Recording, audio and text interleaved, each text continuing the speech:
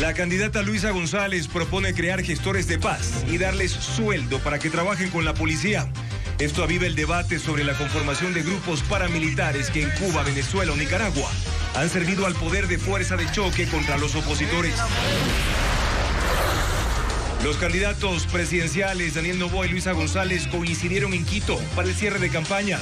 Noboa lo hizo en el Coliseo Rumiñahui y González en Chillogallo. El presidente de Estados Unidos, Donald Trump, anunció una pausa de 90 días para los países que buscan negociar los nuevos aranceles, pero intensifica la guerra comercial con China y sube al 125% la tarifa para los productos de ese país. 5.000 personas están incomunicadas por deslaves en 12 comunidades de Sicchos, Cotopaxi, mientras los productores de leche de 14 poblaciones de Colta y Guamote enfrentan la destrucción de puentes y deslaves en Chimborazo. La fiscal Diana Salazar y su subrogante Wilson Toainga se prorrogan en el cargo porque están debidamente habilitados y no tienen reemplazo. El Consejo de Participación responde que el concurso está paralizado por la falta de un vocal. Hoy se instaló la audiencia de vinculación del alcalde de Guayaquil y otras 10 personas al caso AAA. El juez asignó un defensor público a Aquiles Álvarez, pues su abogado no acudió. 4 presos han muerto con tuberculosis en los últimos 15 días en la penitenciaría del Litoral, según su director. Y el Ministerio de Salud ejecuta un censo para aislar a los enfermos. La Comunidad de Madrid y Ecuador firmaron un convenio para que los migrantes ecuatorianos sin título obtengan una certificación profesional. Hoy, en la cuarta entrega de la serie Dolarización, ¿cómo cuidarla?, Televistazo muestra que la dolarización se apalanca en las reservas internacionales que no pertenecen al Estado ni deben ser utilizadas para financiar populismos. Liga Deportiva Universitaria recupera jugadores titulares para su debut esta noche como local en la Copa Libertadores de América. Miércoles 9 de abril, amigos, bienvenidos a Televistazo Estelar. Mañana termina la campaña electoral de segunda vuelta. Tenemos información actualizada de las actividades de los candidatos y también sus anuncios.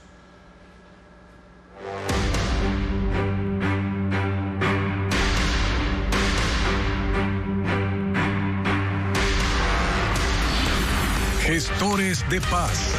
Ejército paralelo.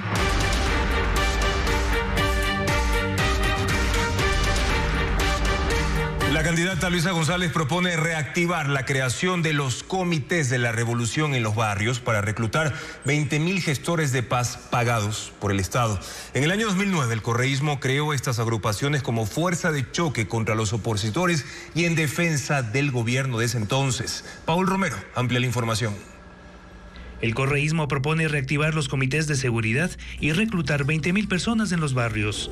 Está en el plan Protege de la candidata Luisa González, que en las últimas entrevistas y concentraciones ha hablado hasta del monto que prevé destinar en caso de ganar las elecciones. Se destinará un presupuesto de $72 millones para hacer que participen gestores de paz en los barrios, que recibirán un salario, pero que estarán organizando a la comunidad. A cada gestor de paz, como ella los califica, ofrece $250 mensuales. Esta propuesta no es nueva en el correísmo. En 2009 creó los comités de defensa de la Revolución Ciudadana en los barrios para defender al gobierno. Lo impulsó el entonces presidente Rafael Correa. Su creación fue anunciada en un evento público junto a los expresidentes de Cuba, Raúl Castro, de Venezuela, Hugo Chávez, y Nicolás Maduro, entonces canciller, y Manuel Zelaya, de Honduras. En esta nueva etapa de la revolución es crear en cada casa un comité revolucionario, en cada barrio un comité de defensa del gobierno nacional y de la revolución ciudadana. ¡Viva Cuba! Desde 2009 hasta 2016, el correísmo logró integrar 8.000 comités de la revolución. La meta fue conseguir 1 millón de militantes en los barrios, pero no se sabe con exactitud cuántos lograron integrar. Los comités se convirtieron en fuerzas de choque contra la fuerza pública y opositores del gobierno.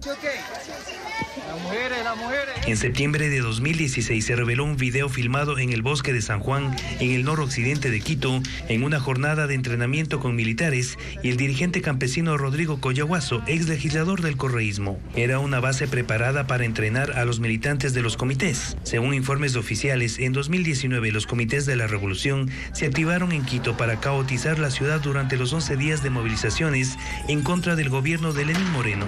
También lo hicieron en 2022, en los 16 días de paralización en rechazo a la eliminación de los subsidios durante el gobierno de Guillermo Lasso. Aunque con distintos nombres, los grupos civiles, incluso armados, también fueron instaurados por los gobiernos de izquierda en Venezuela y Nicaragua. Aunque esos regímenes autoritarios los justifican bajo el concepto de ayudar y defender a las comunidades, en la práctica son la primera línea de defensa de esas dictaduras para reprimir manifestaciones en las calles. Diego Cuenca describe el rol de esos grupos. Son reclutados en los barrios, reciben entrenamiento militar, pasan encapuchados y usan armas de fuego. Así los gobiernos socialistas crearon los grupos civiles armados para sostener lo que ellos llaman una revolución pacífica. ¡Traidores! ¡Nunca! En Venezuela los originó Hugo Chávez. Inicialmente se llamaban círculos bolivarianos, pero en 2002 se denominaron colectivos. El chavismo lo justifica diciendo que son quienes ejecutan los planes sociales en las comunidades. Hasta reemplazan a la fuerza pública en barrios, donde no entran por la delincuencia y el narcotráfico. Pero la oposición venezolana denuncia que lejos de frenar esas actividades, son quienes las promueven. Sus acciones son coordinadas directamente con el Estado. Y cuando la oposición reclama en las calles, son la primera línea de defensa del régimen. Hordas de motociclistas, con el rostro cubierto y armas en sus manos, disuelven las manifestaciones, amedrentando a la población, incluso disparando. Bajo el régimen de Nicolás Maduro, salieron de la nómina del Estado, permitieron que se criminalizaran, y en el 2019, Maduro creó una nueva facción, las cuadrillas defensoras de la paz. Eran más de lo mismo, grupos armados para controlar y amedrentar a la oposición. Se escudan en la Constitución que habla de la corresponsabilidad del Estado y la sociedad civil para defender el país. Pero organizaciones como Human Rights los califican como bandas paramilitares que desarrollan actividades criminales ante los ojos del Estado, con total impunidad. La incursión más reciente fue en las elecciones del 28 de julio de 2024, cuando ayudaron a identificar y a detener a quienes recopilaron las papeletas que probaban el triunfo de Edmundo González. Bajo un concepto similar, estos grupos civiles armados se crearon en la dictadura socialista de Daniel Ortega en Nicaragua, quien en 2018 reconoció que existen, pero negó que tengan vínculos con el Estado. Sin embargo, muchos portan símbolos de su partido político. Esas comunidades también se sostienen en el discurso de restablecer el orden y ayudar a la gente a recuperar su libertad. Andan enmascarados, presumen sus armas, se movilizan en camionetas 4x4 y visten camisetas azules para trabajar en coordinación con la policía. Por eso organismos internacionales los califican como parapoliciales. Y al igual que en Venezuela, estos grupos armados son los primeros en reprimir las manifestaciones contra la dictadura de Ortega. En enero de ese año fueron legalizados en la nueva enmienda constitucional. Desde entonces, se llaman Fuerzas Militares de Reserva Patriótica, integrada principalmente por soldados, marinos retirados y la policía voluntaria, integrada por civiles. Lo mismo ocurre en Cuba. Desde hace 45 años, ahí los grupos armados civiles son conocidos como milicia de tropas territoriales, organizados hasta en batallones bajo el mando de las Fuerzas Armadas Revolucionarias de la dictadura de Miguel Díaz-Canel. Entre los integrantes hay estudiantes universitarios con la ideología de defender lo que llaman conquista de la revolución. Tienen la misión de proteger infraestructuras estratégicas, pero también el poder de reprimir. Desde 1960 también funciona en Cuba la estructura de comités de defensa de la revolución, que tiene representantes en cada barrio. El discurso castrista los creó con la excusa de ser los espacios para involucrar a los ciudadanos con la revolución. Pero los críticos al régimen totalitario dicen que su real misión es convertir a los propios cubanos en una suerte de policía secreta, vigilando y reportando cualquier actividad que consideren una amenaza para el gobierno.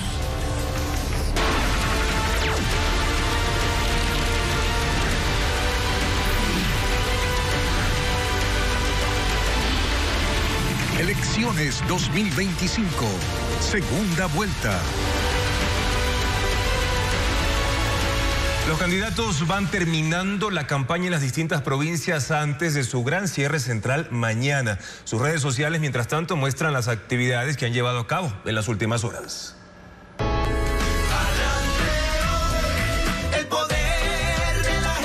Las redes sociales de los candidatos ya no hablan de recorridos, sino de cierres de campaña. A los lugares que van, ambos se despiden ya de las concentraciones y hacen las últimas promesas. La banca pública. Por ejemplo, Luisa González subió a su cuenta su actividad en Cuenca, reunión con los transportistas en el día, discurso ante sus simpatizantes en la noche. Y de Cuenca. Daniel Noboa escogió hoy hacer el registro digital de sus actividades no con videos, sino con fotografías. Él también estuvo en Cuenca e hizo una concentración a manera de cierre de campaña en el Azuay.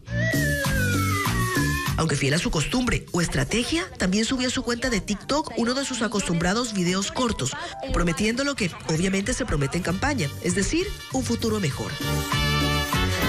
Somos un país diverso. Y a la par de sus publicaciones en sus redes propias, también están los videos que los candidatos hacen para promocionar, para que aparezcan en las redes del resto de los ecuatorianos. Para ti, en algún momento de tu vida. Porque ya no queda mucho tiempo para convencer. La ley dice que solo se permite hacer campaña hasta el jueves 10 de abril. A partir del viernes, Ecuador entrará ya en silencio electoral. Y ahora necesita tu valentía. Necesita que te pongas la camiseta con los colores. Y ya se acerca el proceso electoral. Los candidatos no podrán hacer campañas ni concentraciones. También hay reglas para los sufragantes y sanciones establecidas para quienes no acaten las disposiciones ante y durante los comicios. Carla Delgado explica cuáles son. Hasta las 11:59 de este jueves 10 de abril, los candidatos podrán hacer campaña. Así, oficialmente faltan 28 horas para que la propaganda política termine. El Código de la Democracia establece que 48 horas antes de la votación queda prohibida la difusión de publicidad electoral, opiniones o imágenes que puedan influir en la decisión de los electores, al igual que las concentraciones o mítines. Incumplir el silencio electoral está sancionado. Una multa equivalente al 50% de un salario básico unificado, es decir, $235. Las redes sociales están exentas de sanciones y prohibiciones y seguramente allí la propaganda no cesará. La ley seca es otra disposición que rige desde el mediodía de este viernes hasta el lunes 14 de abril. Está prohibida la venta, la distribución o el consumo de bebidas alcohólicas. La multa para los que incumplan también es de $235. Los horarios de votación del domingo serán desde las 7 de la mañana hasta las 5 de la tarde, hora del cierre electoral.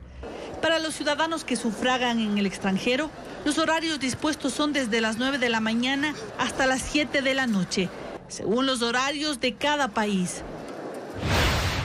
El voto es obligatorio para los ecuatorianos desde 18 hasta 64 años y es opcional para los jóvenes entre 16 y 17 años y las personas de 65 años o más. También es facultativo para los ecuatorianos que viven en el exterior, los miembros de Fuerzas Armadas y Policía Nacional en servicio activo, personas con discapacidad y analfabetos. Los extranjeros desde 16 años de edad que hayan residido legalmente en el país al menos 5 años y se hayan inscrito en el registro electoral también pueden votar. Los documentos permitidos para sufragar son la cédula de identidad y el pasaporte. Se puede votar con ellos aún en el caso de haber caducado. El Consejo Nacional Electoral prohibió usar el celular o fotografiar la papeleta durante la votación, pero se puede ingresar con él al recinto electoral. Con 6.8%, el voto nulo se convirtió en la tercera opción más votada en las elecciones de febrero pasado. Este comportamiento es parte de una tendencia sostenida en los últimos procesos electorales, con picos históricos, como por ejemplo en la segunda vuelta del año 2021, cuando el 16.2% de electores decidió anular su voto. María Gabriela Carpio repasa lo que ha sucedido con el voto nulo en las 2 últimas décadas. En la primera vuelta de las elecciones presidenciales de 2025, más de 765.000 ecuatorianos anularon su voto, el 6,8% del total de sufragios. Se convirtió en la tercera opción más respaldada en las urnas, superando a los otros 14 candidatos. Este porcentaje confirma una constante que ha acompañado a los procesos electorales.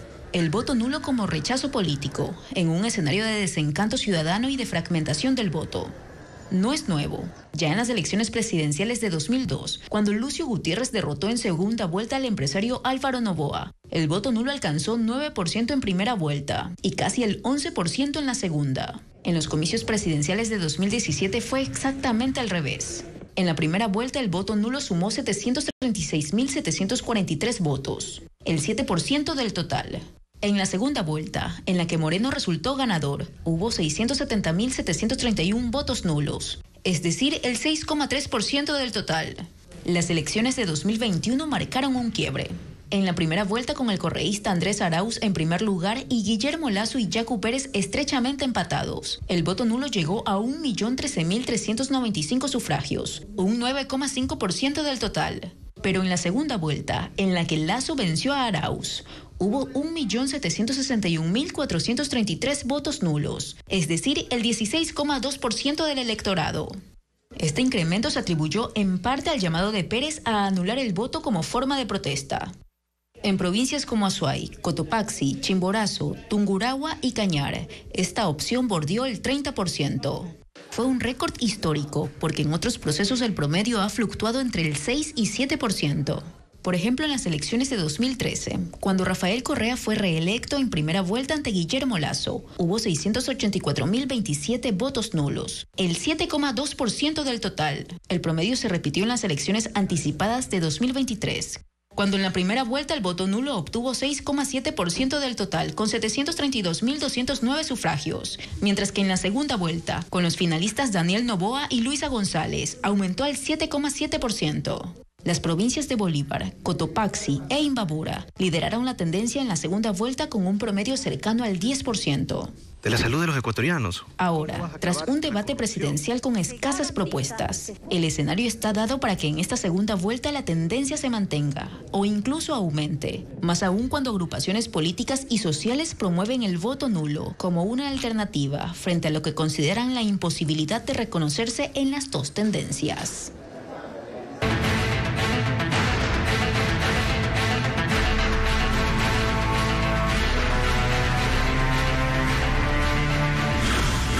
Aranceles, la guerra de Trump.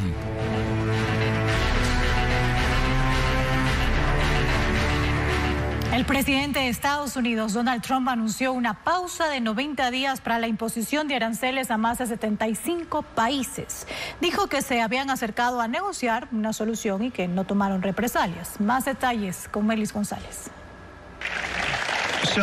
La turbulencia económica mundial provocada por la ola de aranceles impuesta por Donald Trump a la mayoría de sus socios comerciales entró en una pausa este miércoles, cuando el presidente estadounidense publicó un comunicado en su red social Truth en el que recompensa a más de 75 naciones que se acercaron a negociar. Estos países no han tomado represalias de ninguna manera contra Estados Unidos a instancias mías. He autorizado una pausa de 90 días y una reducción sustancial del arancel recíproco durante este periodo del 10%, también con efecto inmediato, escribió. Con ello no les quitó completamente los impuestos a las importaciones, pero sí los colocó en el mínimo que estableció en 10%. Trump había asegurado que no suspendería sus aranceles y que tampoco los rebajaría. Sobre eso, hoy dijo que los negocios deben ser flexibles. Su secretario del Tesoro, por su parte, afirmó que todo era parte de un plan. Vimos la exitosa estrategia de negociación que el presidente Trump implementó hace una semana. Logró que decenas de países se acercaran a negociar, dijo. Con esto, el mensaje de la Casa Blanca quedó muy claro. No tomes represalias y serás recompensado. Incluso lo publicaron en su cuenta oficial en X. Washington no dio el listado de los países beneficiados con la pausa en los aranceles, pero sí el único que tendrá una medida contraria: China. Mientras tanto, Donald Trump anuncia un nuevo golpe arancelario contra China. Ha dispuesto con efecto inmediato la vigencia de una tarifa del 125% para la importación de productos de ese origen. En esta interminable guerra de aranceles, Estados Unidos también es blanco de represalias por parte de China y además de Europa. Reporta Pedro Jiménez. Hace apenas una semana, Estados Unidos anunció aranceles para las importaciones desde todo el mundo. A China le correspondió 34%, que entre represalias y acumulación de tarifas una y otra vez, llegaron a 104% hasta hoy, día en el que Donald Trump los ha elevado a 125%. Trump dice que China no ha mostrado respeto por los mercados mundiales y que pronto se dará cuenta de que los días de estafar a Estados Unidos y a otros países ya no son sostenibles ni aceptables. China fue con gran diferencia el mayor abusador de la historia, dijo Trump esta tarde. China quiere llegar a un acuerdo, pero no saben cómo hacerlo, y el presidente Xi Jinping es un hombre orgulloso, lo conozco bien, añadió. Trump ha llevado los aranceles contra los productos chinos al extremo después de que el régimen de Xi Jinping prometió no ceder al que dijo es un chantaje de Estados Unidos y luchar hasta el final en la guerra de aranceles. Y hoy decidió subir del 34 al 84% la tarifa para las importaciones desde Estados Unidos, que afectarán especialmente a productos agrícolas y ganaderos, de la industria aeronáutica y también la farmacéutica. Además, China anunció el control sobre las actividades y exportaciones de 12 empresas productoras de elementos ópticos y la industria de drones que también son de uso militar. China informó también que ha recurrido a la Organización Mundial de Comercio para hacer un reclamo por la política arancelaria estadounidense. Y Europa, castigada con aranceles del 20% para sus productos y un 25% para vehículos y autopartes, había anunciado la posibilidad de recurrir a contramedidas. Esta mañana, la Comisión Europea confirmó la primera etapa de su respuesta.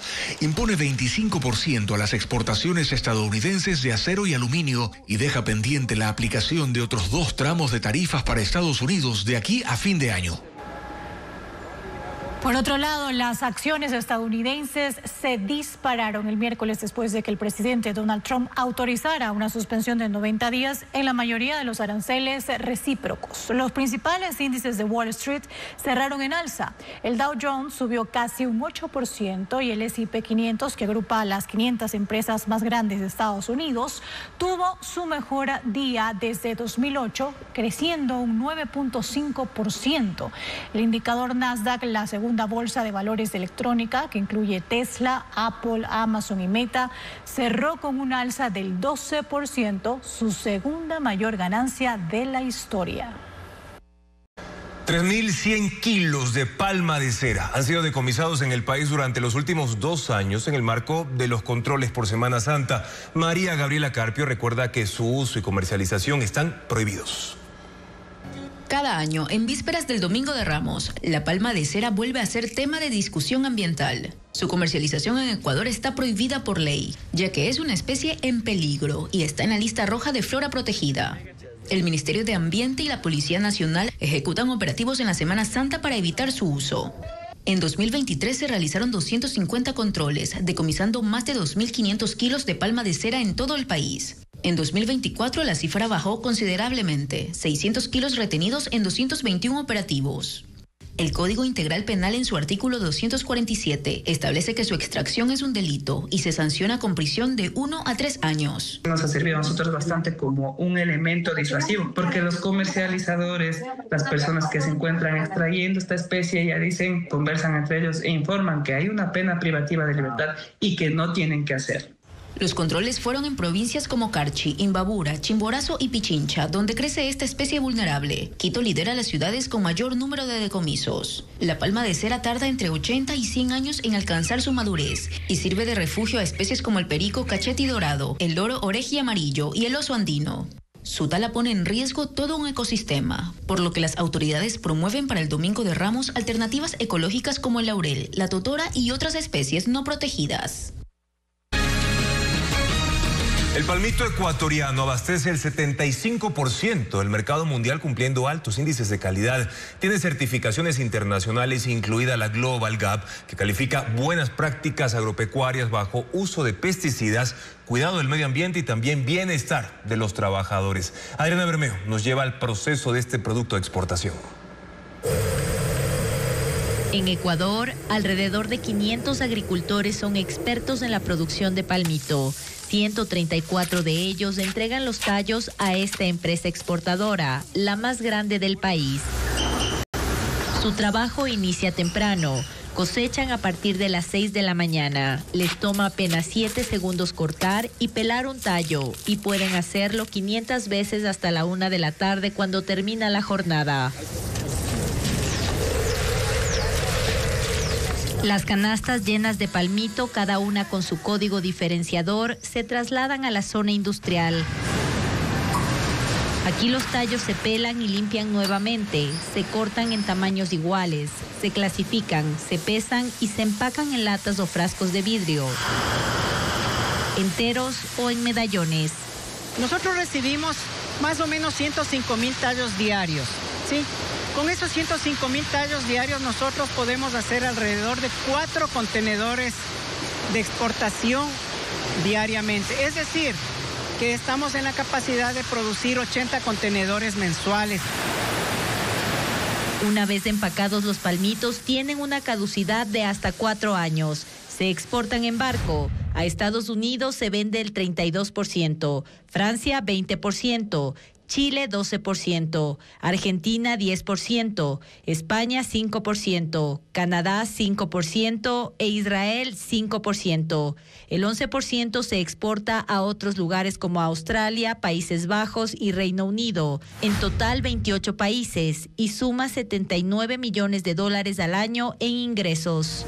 El palmito ecuatoriano tiene certificaciones internacionales, incluida la Global Gap, que también califica buenas prácticas agropecuarias, bajo uso de pesticidas, cuidado del medio ambiente y bienestar de los trabajadores.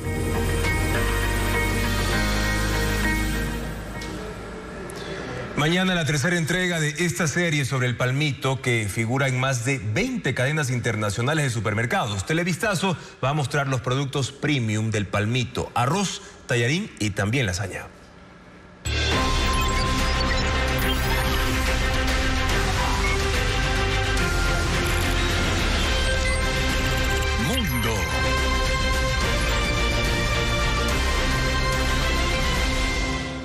La tragedia por el derrumbe del techo de una discoteca en República Dominicana deja hasta ahora 136 muertos y más de 150 heridos.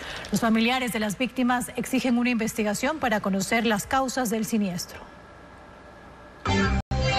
Pasada la medianoche, durante un concierto en la discoteca Jet Set de Santo Domingo, algunas personas notaron que algo andaba mal con parte del techo. Segundos después, la estructura se derrumbó. De inmediato se desplegó un operativo de rescate con más de 300 socorristas. Entre las víctimas está el cantante Ruby Pérez, de 69 años, y otros miembros de su banda. Sus cuerpos fueron recuperados 15 horas después del desplome del techo. Hay 3 grúas trabajando para retirar los escombros que aún quedan sobre la pista de baile y no pierden la esperanza de hallar sobrevivientes. Mientras tanto, decenas de personas se acercan al lugar a presentar sus respetos y a pedir información. El presidente del país, Luis Abinader, aseguró que todos los organismos de socorro están brindando la asistencia necesaria, mientras que los dueños del club colaboran con las investigaciones. Y este miércoles se firmó un protocolo para que los ecuatorianos que viven en Madrid, que no tengan título profesional, pero sí experiencia, certifiquen sus aptitudes y mejoren sus oportunidades en el mercado laboral de España. Adriana Bermeo informa que el acuerdo fue suscrito por Isabel Díaz Ayuso, presidenta de la Comunidad de Madrid, que está en Ecuador. Desde hoy, los ecuatorianos que viven en Madrid podrán certificar su experiencia laboral para conseguir empleo en España. Este miércoles en Quito, la presidenta de la Comunidad de Madrid, Isabel Díaz Ayuso, y el ministro de Relaciones Exteriores encargado, Alejandro Dávalos, firmaron ese acuerdo. Cualquier ecuatoriano podrá presentarse ante expertos del Servicio Público de Empleo de Madrid y ellos probarán sus aptitudes, por ejemplo en construcción, turismo, gastronomía, transporte, sanidad y tecnología. Con ese certificado puede postular en mejores condiciones a un empleo. Es un convenio que empieza de partida de 4 años. Vamos a ver a lo largo de estos meses qué más nos demanda la población ecuatoriana y la empresa saliendo de este convenio, y así lo haremos crecer para que en muy pocos meses se pueda ampliar y que otros muchos mercados donde hay mucho que aportar se unan. El trámite es gratuito, lo pueden realizar los 110.000 ecuatorianos que viven en Madrid, sin importar su condición migratoria, en las oficinas públicas de 179 municipios. La certificación se entregará en menos de un mes. Les va a permitir obtener mejores salarios, trabajos más cualificados, y esto se hará desde todos los servicios que tenemos en la Comunidad de Madrid, así como las oficinas de atención al ciudadano. Ecuador es el primer país con el que se firma este protocolo. Isabel Díaz Ayuso dijo que está en Ecuador para acompañar el proceso electoral y para mostrar su respaldo al presidente Daniel Noboa, quien condecoró en Madrid en noviembre del 2023. En los últimos 15 días, 4 presos han muerto con tuberculosis, según el director de la penitenciaría del Litoral. Los pacientes están hacinados en el pabellón número 7 de ese centro carcelario. Belén Ochoa informa que todavía sigue el censo sobre esta enfermedad. Este es el pabellón 7 de la penitenciaría del Litoral, la cárcel más poblada del país. En estas celdas están los presos con diferentes dolencias. El director de este penal, Amado Muñoz, quien tiene un día en el cargo, confirmó que en los últimos 15 días, reos murieron por tuberculosis. En los reportes que yo he encontrado han sido solamente 4 por tuberculosis. Según el Ministerio de Salud, en 37 cárceles del país hay 1.131 presos con tuberculosis, 553, la mayoría, están en este reclusorio de Guayaquil. La tuberculosis es una enfermedad respiratoria altamente contagiosa. Por ello, en tan solo 3 meses hubo 174 nuevos casos en Ecuador. Pese a ello, en el pabellón 7 la falta de infraestructura agrava la crisis sanitaria, ya que los enfermos no están del todo aislados. Al momento tenemos más de 500 personas en ese pabellón. Dentro de ese pabellón están tuberculosos, los que tienen cáncer, los que tienen SIDA y otro tipo de enfermedades. Independientemente de la banda que pertenezcan, ese pabellón está destinado para los enfermos. El 25 de marzo, de forma simultánea, empezó el censo y la toma de muestras a los reclusos para determinar cuántos tienen tuberculosis. El director confirmó que 20 estuvieron críticos. Están más de 500 y la capacidad de un poquito más de 400. Están ahorita hacinados y por eso van a ser reubicados los más graves hacia la regional. 6 de los 11 pabellones habilitados, donde hay 7.100 reclusos, han sido censados por el Ministerio de Salud. Los reos que luego de las pruebas se confirme que tienen tuberculosis serán llevados al pabellón 7, donde según la autoridad penitenciaria hay un cerco epidemiológico que ha permitido vacunar a 500 reclusos, pero a esa área Televistazo no tuvo acceso. Están suministrando las vacunas y la medicación constantemente a cada uno de los PPL. En los exteriores de la penitenciaría estaban los familiares de los presos. Piden que los detenidos reciban un tratamiento adecuado. Mi esposo tiene tuberculosis y no le dan medicina porque ya el abogado entró y él me avisó a mí. La Comisión Interamericana de Derechos Humanos había dado plazo al Estado ecuatoriano hasta el pasado martes 8 de abril para informar las medidas adoptadas para atender adecuadamente a los presos con tuberculosis. Pero el gobierno pidió una prórroga de 10 días para transparentar la situación de los enfermos que cumplen su condena. 4 personas fueron detenidas por el asesinato de 5 agentes penitenciarios en Puerto Viejo. La policía no ha revelado las motivaciones del crimen, pero confirmó que los sospechosos pertenecerían a la banda Los Lobos. Tras 48 horas de operativos, la policía detuvo la madrugada de este miércoles a 4 hombres señalados como los responsables del asesinato de 5 agentes penitenciarios en Manabí. 3 de las víctimas fueron atacadas la mañana del lunes, cuando se dirigían a su lugar de trabajo en la cárcel El Rodeo.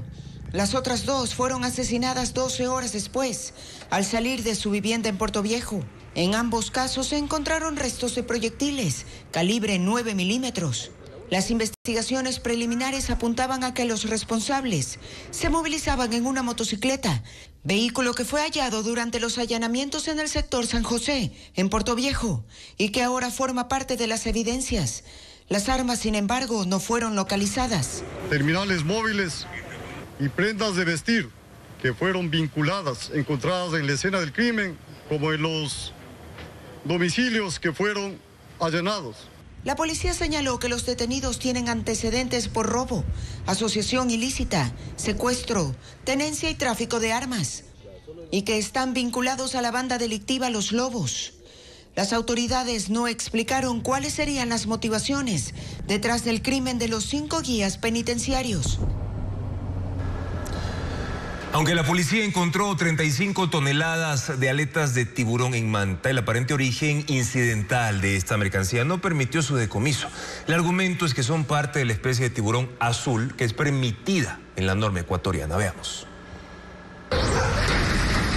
Poco después de las 8 de la mañana de este miércoles, agentes de la Unidad de Investigación de Delitos contra el Ambiente y la Naturaleza llegaron a esta empresa procesadora de productos pesqueros en Manta, siguiendo una investigación por presunto tráfico de fauna silvestre. La intervención incluyó 5 allanamientos. En una de las bodegas se encontraron grandes cantidades de aletas de tiburón, algunas en proceso de hidratación, otras secándose al aire libre en un patio y el resto empacada en sacos dentro de contenedores. En total, 35 toneladas de aletas, cuyo valor en el mercado internacional superaría los $20 millones. También se allanó la vivienda de un ciudadano de nacionalidad china, donde se halló una funda con caballitos de mar disecados. Él y otra persona fueron retenidos. Aunque inicialmente la Fiscalía anunció que entre las aletas había especies amenazadas y protegidas por la Convención CITES, horas después la Dirección de Acuacultura y Pesca contradijo esa versión. Aseguró que la empresa tenía permisos para procesar aletas de tiburón azul siempre que provinieran de la pesca incidental. En Ecuador, la pesca dirigida de tiburones y el corte de sus aletas están prohibidos desde 2007. Solo se permite la comercialización de ejemplares capturados cuando quedan atrapados por accidente durante faenas pesqueras. Por ahora no se ha confirmado qué pasará con los 2 retenidos. Diana Salazar y Wilson Toainga confirmaron que van a continuar al frente de la Fiscalía General del Estado hasta que el Consejo de Participación Ciudadana nombre sus reemplazos para una transición ordenada. El presidente del órgano de selección de autoridades dice que espera a que el pleno esté completo para poder avanzar con el concurso que todavía no llega a la etapa de convocatoria, como le informa Fabiola Santana. Es un hecho que Diana Salazar seguirá de manera indefinida al frente de la Fiscalía General del Estado y Wilson Toainga como fiscal subrogante. Lo confirmaron en un video este martes en la noche cuando terminó su periodo de 6 años sin opción a reelegirse. Ellos comunicaron que seguirán en el cargo e invocaron el pronunciamiento de la Procuraduría que los habilitó para hacerlo. La respuesta ha sido que los servidores judiciales nombrados para un determinado periodo pueden desempeñar funciones prorrogadas hasta ser legalmente reemplazados, con el fin de garantizar la representación institucional.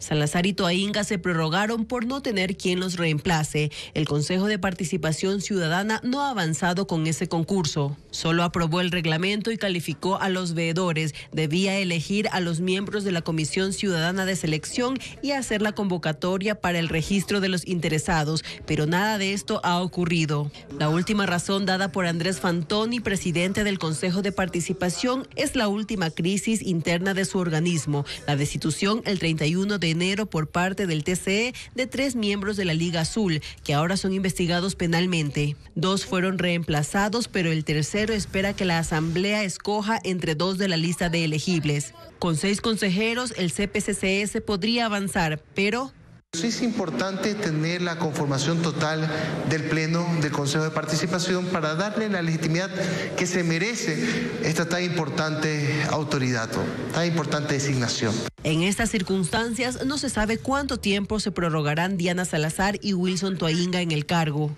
Mientras tanto, la fiscal seguirá impulsando casos emblemáticos como Plaga, la reconstrucción de Manabí y otros.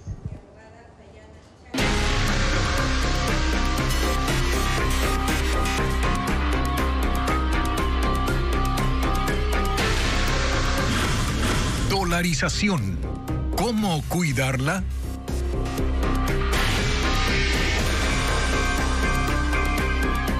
Una dolarización sólida necesita de reservas internacionales seguras, que cumplan su rol en la economía y que no sean utilizadas para financiar populismos. ¿Cuáles son las funciones que tiene el dinero de las reservas? Vamos a revisarlo a continuación.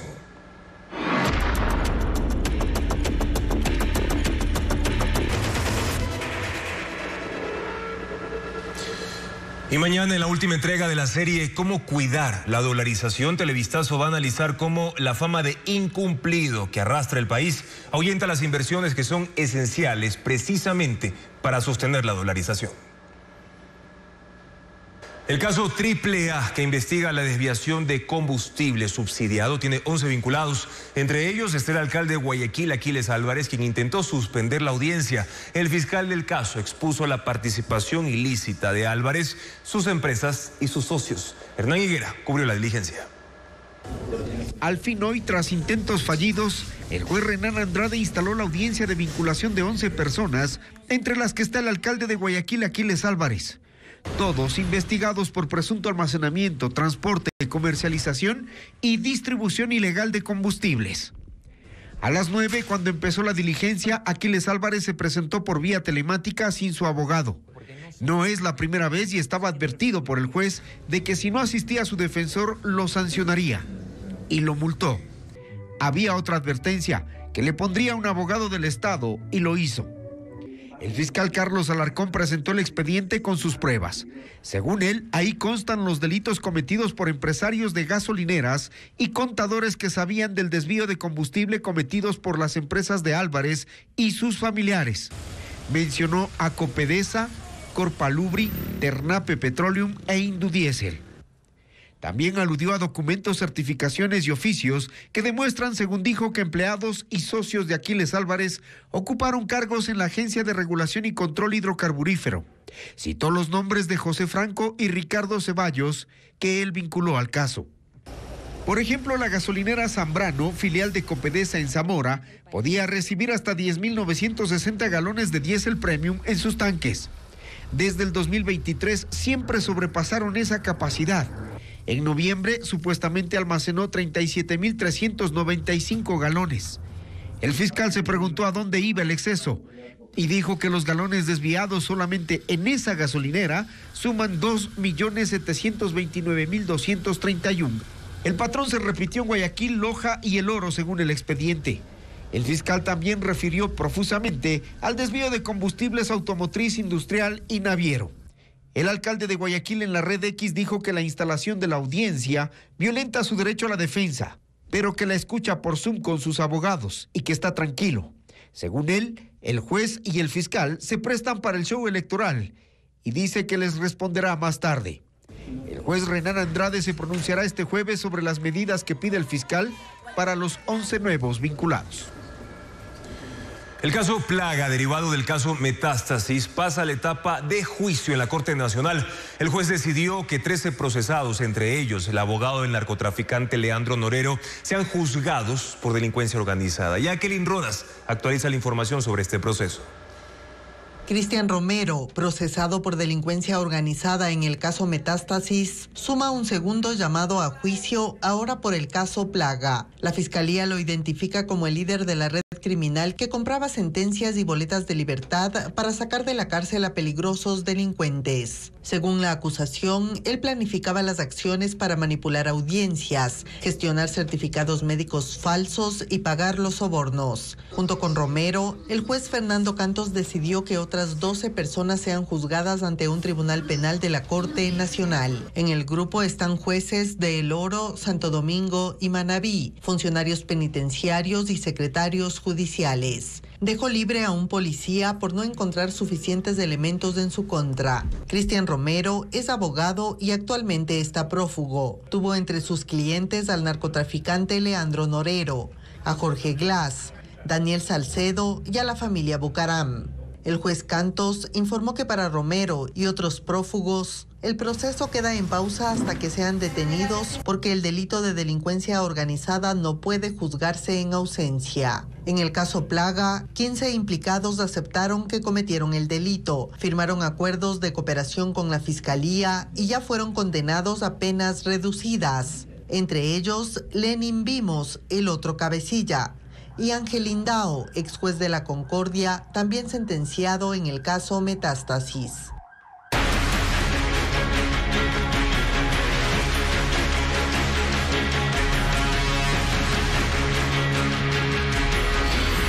Lluvias, los estragos aumentan. Cerca de 5.000 personas en 12 comunidades del cantón Sicchos están aisladas por las lluvias. Sin vías habilitadas, los comuneros caminan entre lodo y escombros para poder salir del encierro. Patricio Viera describe la situación. Sicchos fue declarado en emergencia debido al temporal que mantiene a unas 12 comunidades aisladas. En medio del lodo y la pendiente, Carlos Tapia, de 62 años, avanza paso a paso con sus muletas. Vive en Cochaló y debe recorrer 8 kilómetros por una vía resbalosa para llegar al Hospital Básico de Sicchos. A 4 kilómetros, los 350 habitantes de Guantualó también enfrentan el reto de caminar entre el fango y las piedras. Lo hacen por más de 3 horas para poder llegar a sus trabajos. La carretera tiene 7 kilómetros y hay al menos 12 deslizamientos que han cortado el paso. Más arriba, en las comunidades de Yuncusic y Quinticusic, los aguaceros se prolongan durante todo el día y han provocado el colapso de su única vía en al menos 3 tramos. Partes enteras de la carretera se han ido al abismo. La fuerza del invierno también arrasó con un puente de 6 metros sobre el río Guayigua y un deslave reciente afectó 120 hectáreas de plantas de mortiño, de las que depende la producción de vino artesanal que sostiene a 120 familias. A Sicchos el invierno lo rodea por todos lados. Según el municipio, cerca de 5.000 personas se encuentran aisladas. Y de igual forma, en Colta, las lluvias taparon 8 kilómetros de vías, pero la vía rural no se detiene en 12 comunidades. Para muchos solo queda caminar entre el lodo y también los derrumbes. Ángel Pilatuña, en el siguiente reportaje, nos muestra el panorama en ese territorio. La parroquia Columba en el cantón Colta de Chimborazo está cercada por los deslizamientos. 8 kilómetros de vías están cubiertos de tierra, dejando aisladas a 12 comunidades que dependen del campo para vivir. José Guamán no tiene más opción que caminar. En el páramo de Jinjin hay 12 toros esperando. Por ello camina durante 2 horas, sorteando escombros para que sus animales no pasen hambre. Tengo ganaditos acá por acá arriba, comprado la hierbita y la verdad es que no he venido a podido ver en los 2 días. En la comunidad San Bernardo, Joaquín Miranda recorre media hora en burro con un bidón de leche de 20 litros. Los recolectores no han podido entrar desde hace 2 días. Hacemos como media hora, sí, y en carrito hacemos 5 minutos, 10 minutos, según. Maquinaria del municipio de Colta y del gobierno provincial trabajan en varios frentes, pero las lluvias no ceden. Cada jornada trae nuevos derrumbes. Hay socavones, hay vertientes también en las quebradas, hay vertientes en los páramos y entonces toda esa cuestión está bajando. En Mercedes Cadena, en Guamote, la creciente del río se llevó un puente de madera que servía de paso provisional para unas 30 familias. Y en Santa Lucía, el caudal del río Guamote debilitó las bases del puente principal, obligando a cerrar por completo el tránsito.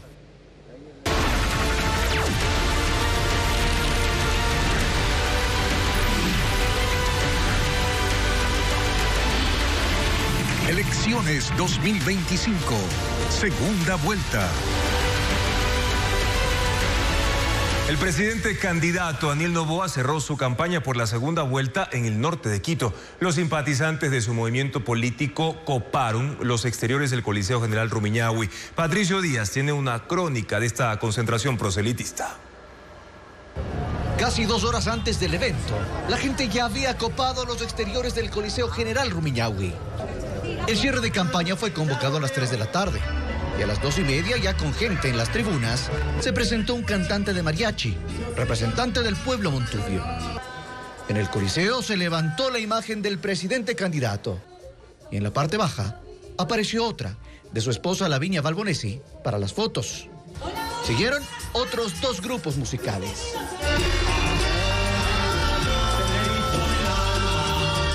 Los asistentes en la pista bailaron. Concluida la presentación, a las 5:15, aparecieron los asambleístas electos de ADN. La presidenta de la Comunidad de Madrid, Isabel Díaz Ayuso, también intervino. La gente volvió a levantarse con Waldo King, reconocido reggaetonero esmeraldeño. Él En medio de su música, presentó al presidente candidato Daniel Noboa. Cayeron serpentinas y humo. Los globos se quedaron pendientes. Faltaban 5 minutos para las 6 de la tarde. El mandatario agradeció a sus simpatizantes y a su equipo por el trabajo en campaña. Habló de la lucha contra la delincuencia. Este domingo es que vamos a acabar con esa revolución fallida. Este domingo es que vamos a acabar con el narcoterrorismo. Vamos a quitarle todo chance a las mafias de poder gobernar en este país.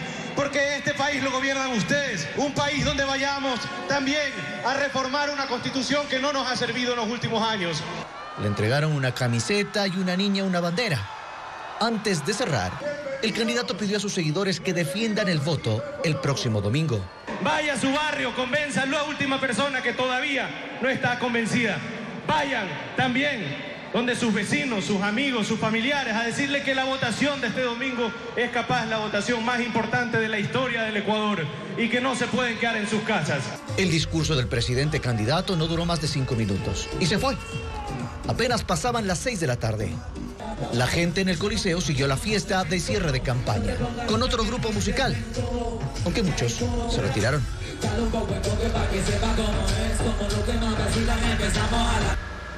Y a pesar de la lluvia, los simpatizantes de Luisa González se congregaron en el cierre de campaña la tarde de este jueves en el sur de Quito. El discurso de la candidata correísta estuvo centrado en propuestas relacionadas con salud, educación y también empleo. Adriana Bermeo cubrió ese evento. En los alrededores del estadio de Laucas, en el sur de Quito, militares y policías custodiaron la zona. Agentes metropolitanos controlaron el tránsito y organizadores repartieron camisetas. Los simpatizantes se apresuraron a ponérselas mientras avanzaban a la calle Moromoro, donde se instaló la tarima. Fue el preámbulo del cierre de campaña de la candidata de la Revolución Ciudadana, Luisa González. La convocatoria fue hecha para las 4 de la tarde, pero la gente empezó a llegar desde las 3, en grupos, con banderas y carteles. Pero en menos de 30 minutos también necesitaron paraguas y ponchos de agua. Un aguacero cayó en el sur de Quito. A pesar de la lluvia que se mantuvo por casi una hora, los simpatizantes no se fueron y esperaron la llegada de la candidata. Lo hicieron coreando y bailando las canciones de Gloria Cedeño, mientras el equipo de campaña trapeaba y barría el escenario por la cantidad de agua acumulada. La lluvia cesó cerca de las 5 de la tarde y subió al escenario Jonathan Luna, que al son de las canciones de campaña le dio la bienvenida a Luisa González, que se paseó por el escenario con todo su equipo de seguridad y saludó con sus partidarios. El discurso fue un poco de lo mismo, propuestas de campaña relacionadas con salud, educación y empleo, e hizo ofertas solo para Quito. Vamos a hacer la extensión del metro hasta La Ofelia y hasta Calderón, de la mano de nuestras autoridades locales. Su discurso duró unos 30 minutos y se despidió diciendo que ama a Quito, la misma frase estampada en la espalda de su chompa. Luego dejó la tarima acompañada de su candidato a la vicepresidencia Diego Borja y Raúl Chávez, su asambleísta más votado. Los simpatizantes se quedaron bailando música de ritmos urbanos de John Briel.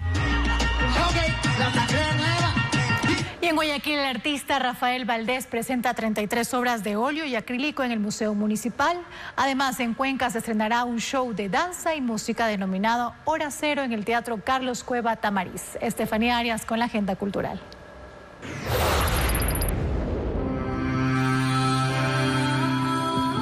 33 obras de óleo y acrílico inspiradas en los montes Apalaches, una cordillera en el este de Norteamérica. The Whisper of the Forest, Los Susurros del Bosque, una exposición del artista ecuatoriano Rafael Valdés, que se inauguró en el Museo Municipal de Guayaquil. Pinturas que hacen un recorrido sensorial donde la selva se revela en toda su magnitud, guiando al espectador en un viaje de descubrimiento. La muestra estará abierta hasta el 3 de mayo, de martes a sábado, de 9 de la mañana a 5 de la tarde. Buenas tardes. Nada es lo que parece. 3 años distintos, momentos sueltos y una misma mentira. ¿Cuánto tiempo puede durar esta situación? ¡Oh! ¡Estaban preocupados! No le van a creer. El Club de los Mentirosos llega al Teatro Scala en Quito, protagonizada por Orlando Herrera, Erika Russo, Lexar Gómez y Elba González. Las funciones serán hasta el 11 de mayo, viernes y sábados a las 19 horas y domingos a las 18 horas. Un espectáculo escénico ambientado en los años 20 transporta al público a la época bohemia, con una historia llena de misterio y pasión. La compañía de danza y el ensamble de pop de la Universidad de Cuenca presentan la obra Hora Cero en el Teatro Carlos Cueva Tamariz, en la capital azuaya. La obra combina danza y música. Las funciones serán este miércoles 9 y jueves 10 a las 20 horas. Nuevas observaciones muestran que el asteroide que podría impactar la Luna tiene forma de un disco de hockey. Además, Bill Gates reveló que profesión nunca podrá ser reemplazada por la inteligencia artificial. Ana María Palacios con más novedades tecnológicas a continuación. El asteroide 2024 YR4, que un día tuvo una leve probabilidad de chocar con la Tierra, ahora podría impactar a la Luna y, según científicos, se asemeja a un disco de hockey. Un equipo de astrónomos utilizó el observatorio Gemini Sur en Chile para observarlo en múltiples longitudes de onda mientras se alejaba de la Tierra y crearon una imagen 3D basándose en sus hallazgos. Determinaron que tiene un tamaño estimado de entre 30 y 65 metros de diámetro y que completa una rotación cada 20 minutos.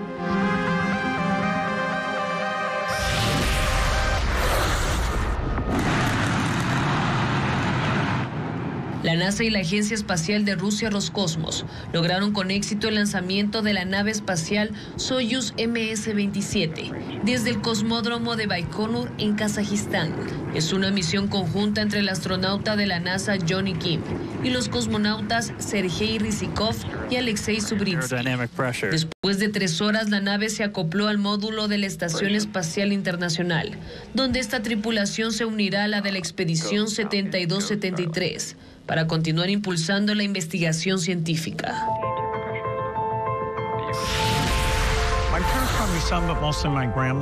Bill Gates, cofundador de Microsoft y referente en el mundo de la tecnología, reveló que la programación es una de las pocas áreas que no podrá ser reemplazada por la inteligencia artificial, porque el proceso de desarrollar un software requiere habilidades humanas como creatividad, resolución de problemas complejos y la capacidad de adaptarse a necesidades cambiantes.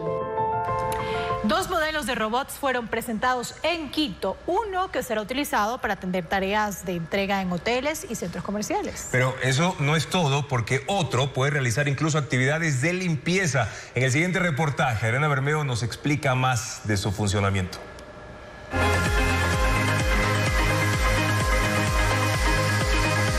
El uso de robots en actividades cotidianas es cada vez más frecuente en Ecuador. Primero aparecieron en restaurantes de Quito y Guayaquil. Sirven comida, bailan y hasta hacen bromas. Vamos, tengo trabajo que hacer. No puedo estar bailando todo el tiempo. Ahora se crearon robots con la figura de asistentes. Este martes en Quito se presentaron 2 modelos. Bellabot Premium, diseñada con inteligencia artificial para realizar tareas de entrega en hoteles, oficinas y hasta hospitales. Utiliza la georreferenciación para movilizarse, se relaciona con las personas y pronuncia expresiones amigables.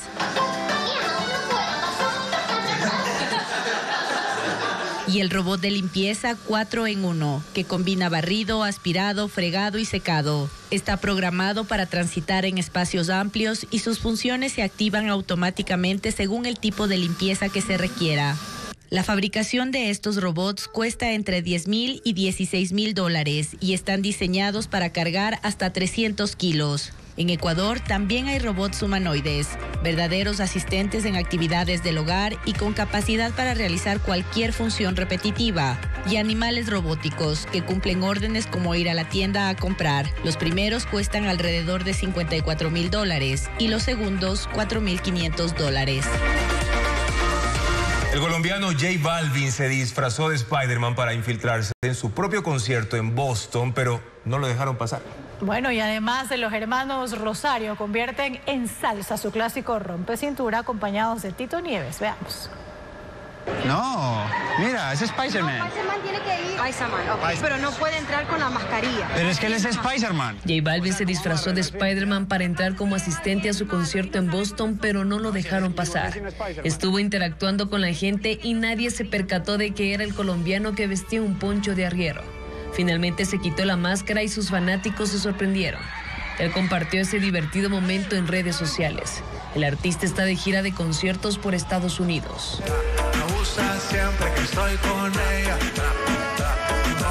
Miley Cyrus es tendencia en YouTube con el videoclip de la canción End of the World, con un look ochentero. La artista canta el sencillo en un luminoso escenario y el 30 de mayo lanzará el álbum, el 9º en su carrera, que ha titulado Something Beautiful. Lenny Kravitz presentó el sensual videoclip de Let It Ride, que recuerda la época de Studio 54, un icónico club nocturno en Nueva York activo entre 1977 y 1980, un símbolo de la cultura disco. Era conocido por sus fiestas extravagantes e invitados famosos.